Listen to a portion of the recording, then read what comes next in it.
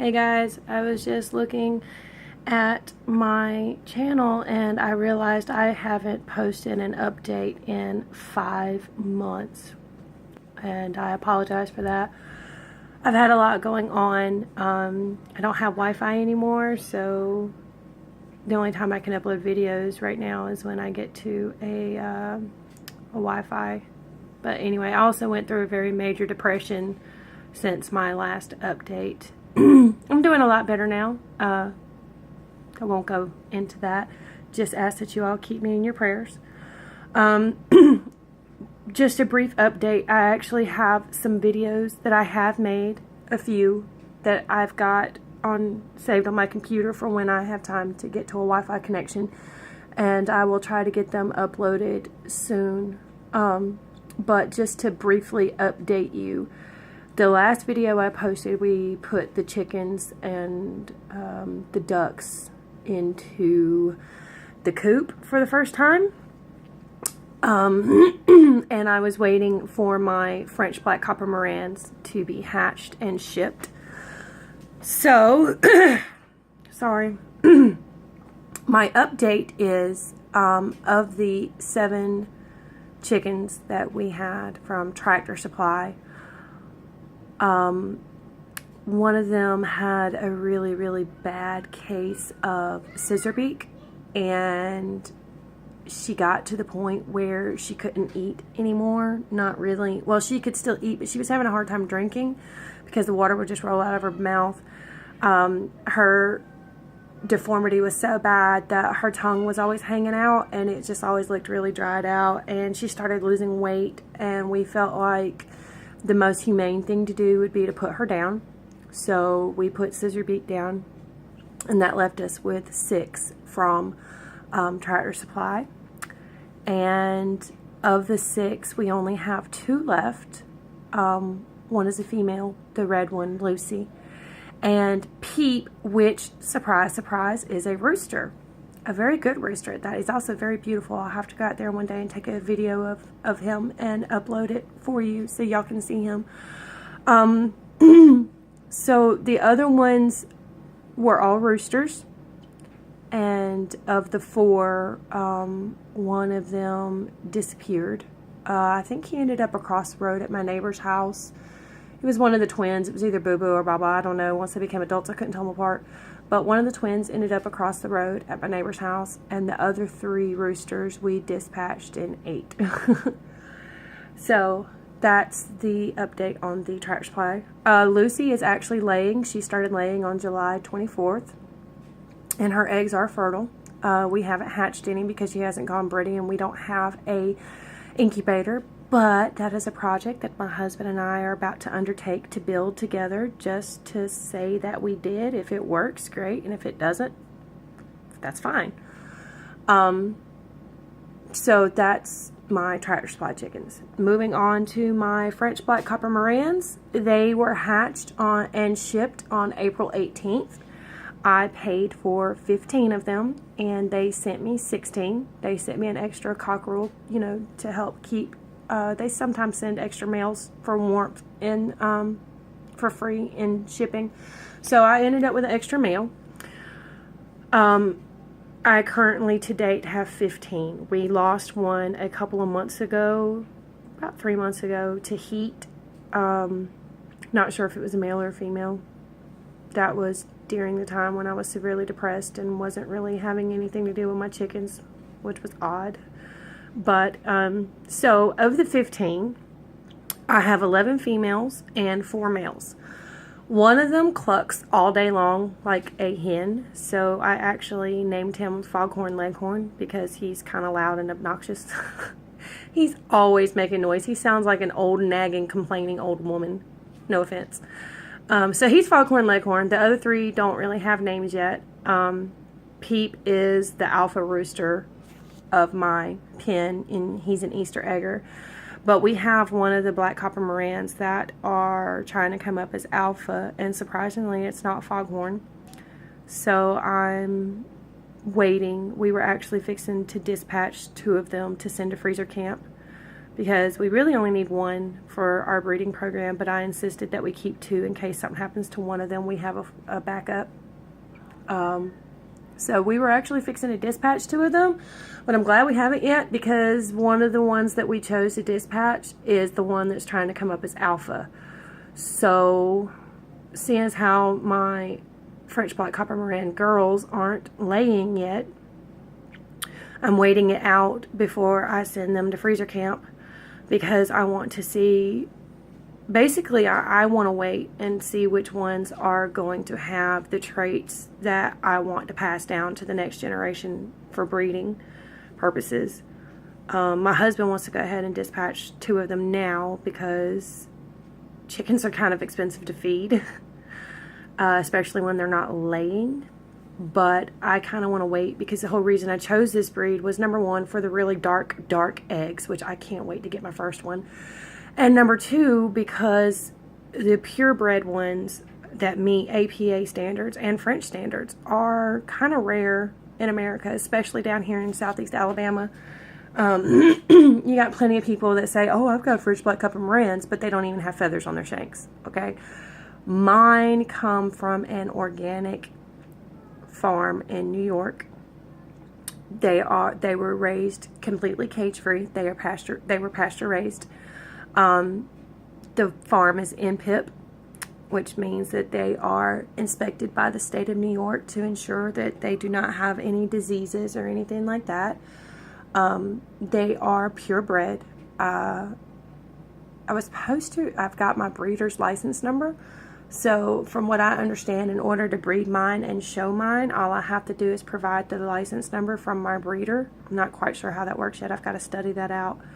Mine meet APA standards and the French standards, except for a couple of my girls. They don't meet show standards because they don't have the copper barring around their neck. So I won't be including them in the breeding program, because I don't want them to pass that trait down to the offspring. They will be kept for the sole purpose of providing me eggs, which I already have somebody that wants to buy them in bulk, which is great. I'm just waiting on my eggs. My French Black Copper Morans were 21 weeks old on Monday, which, by the way, puts Peep and Lucy at 30 weeks old, because they are 9 weeks older than the French Black Copper Morans. And I haven't seen any eggs yet, which I know most chickens don't start laying between 24 and 28 weeks. I know. And Morans sometimes don't even start laying till they're 8 months old. Gosh, that's a long time to wait. But I'm waiting because my roosters are starting to come into their own and be roosters. At first, they were only chasing down Lucy, and I thought, well, you know, they're not messing with the other girls because they're not old enough to breed yet. But now they are. And their wattles and their combs are starting to turn a really, really, really dark red, which means that they are close to laying age. That's something I learned from research. Some of them, they're still pink, so I know those girls aren't close yet. But some of them are really dark red, so I know it's getting close to time. So I stalk my coop several times a day looking for eggs. I also have an olive egger that I bought from a friend. An olive egger is a cross between either an Americana and a dark egg layer, or an Easter egger and a dark egg layer. They generally lay an olive green colored egg, which is why they're called olive eggers. Mine, the lady I bought her from, said that she's a cross between a French Black Copper Moran rooster and an Americana hen. I got her for free. I was meeting up with this lady to buy some lavender Americanas from her. And she had this chicken who only has one wing. And she thought it was a rooster. She gave it to me as a rooster. She asked me, do you want an olive egger rooster? And I kind of didn't really want another rooster, but then she told me the backstory of this chicken. This chicken is Houdini. They couldn't keep it in the pen, and no matter what they put them in, they escape. The chicken would escape, and the last time she escaped, she got attacked by dogs, and they ripped her right wing off, so she only has one wing. And the lady felt sorry for her, and she wanted to find her a good home. And I thought, I was like, well, I know it's a boy, but, maybe, I don't know, I'll take it in, whatever. So I took it in, and I named it Harry Houdini. Come to find out, about 2 hours after I left, the lady messaged me on Facebook and said, you might want to check his legs for spurs, because I just thought about it. He was hatched in March, and he's never crowed, and he has no spurs. Okay, well, Pete was hatched in the middle of February, and he's been crowing for several months now. And he also has spurs. They're little. They're only like this big. And they're not pointy yet. But he has spurs. So I examined the chicken's legs, and there's no spurs. And also, with chickens, the roosters have thicker legs than... Okay, 2 seconds. Child has to potty. Anyway, the roosters have thicker legs than the hens. And... so I examined this chicken's legs, and she has very thin legs, no spurs, and still is not crowing. And I purchased this bird on July 30th, and today is September 14th, 2016. So there's still no crow, and there's still no spurs, and she still has very skinny legs. So I got a free olive egg hen out of the deal. I thought that was pretty sweet. She's not laying yet, which drives me insane, because she has a very dark red comb and very dark wattles, but she was really, really thin and bony when I got her, and she's kind of way at the bottom of the pecking order. So I think the reason she hasn't started laying yet is because she just really doesn't have enough meat on her, I guess. I don't know. She's roughly a month younger than Lucy, so it could also be that she's just not old enough yet. I mentioned that she's a crossbreed between a French Black Copper Moran, and I also mentioned that some Morans won't start laying till they're 8 months old. So maybe that has something to do with it. I don't know. But I changed her name to Harriet Houdini. And she does not like to be touched. She has bit the snot out of me several times, so I don't mess with her anymore. So I have 18 adult birds, and I have 5 lavender Americanas, one of which is a mixed breed. She told me, she said it's not a pure Americana. I don't know it's not a pure lavender. I don't know what got in there and mixed, but it's got the lavender color, but it's also got some kind of a wheat color on it, and I don't know if maybe she raises wheaten Americanas, but if she does, that could be where the color came from. Or I don't know if she maybe has some buff Orpingtons or something, and maybe a rooster got mixed in with the bunch. I don't know. It's a pretty bird, but yeah. So I've got 5 of those. I purchased them on July 30th. When I purchased them, I actually bought 6. 4 of them were about 6 weeks, or let's see. Trying to remember. 4 of them were, 2 of them were 4 weeks old, and then 2 of them were about 2 weeks old, and then 2 of them were newly hatched that week, one of which was the one that's not a pure lavender. The other newborn actually died the day after we got it. The siblings knocked over I had them in a rabbit cage until I could get the grow out pen ready for them.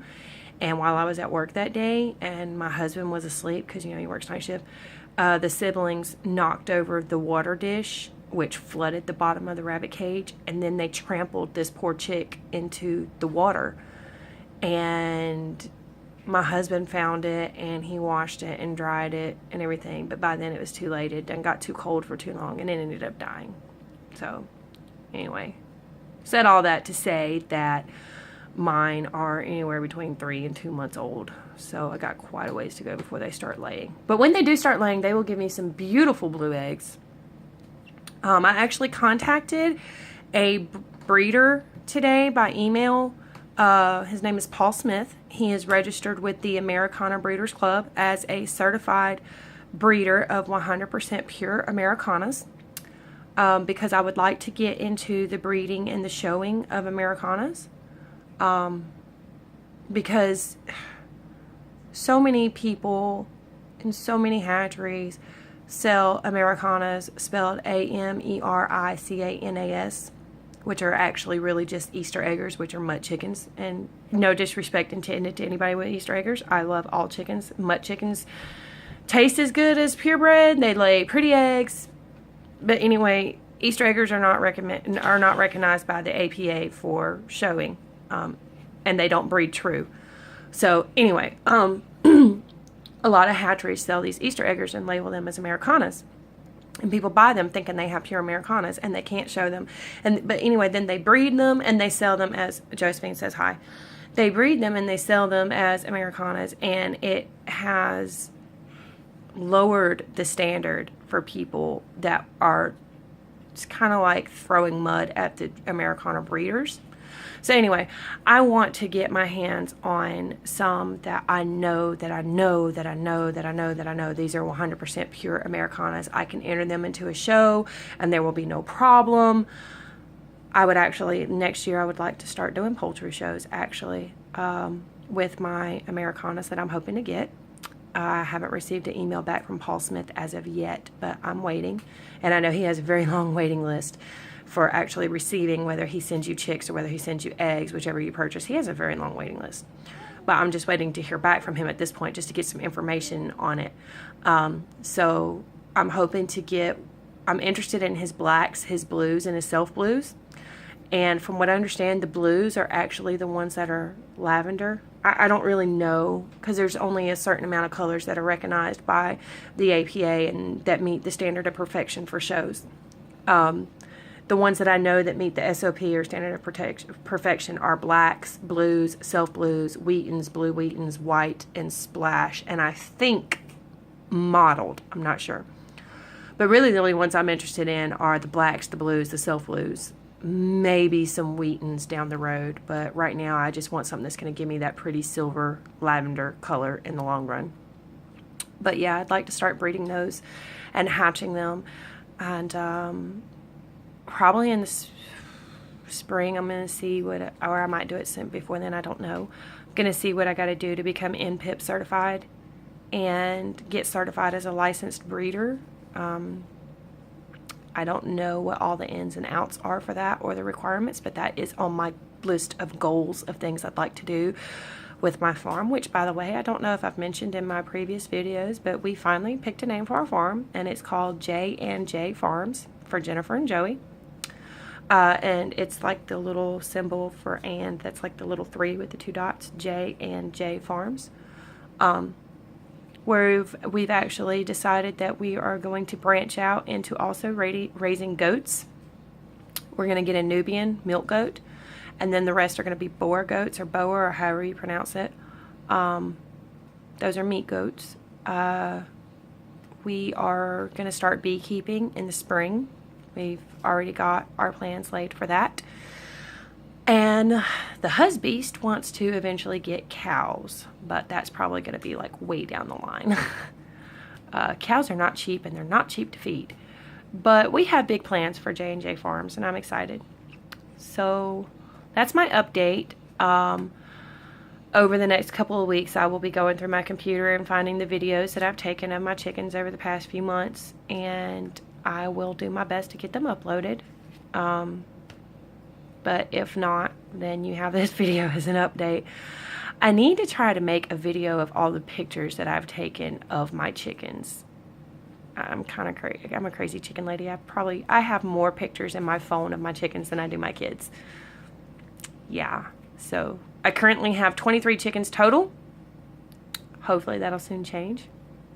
But anyway, click the subscribe button if you haven't already. Tell your friends about me, like and share. And if you have any questions, feel free to comment and ask. Thanks, guys.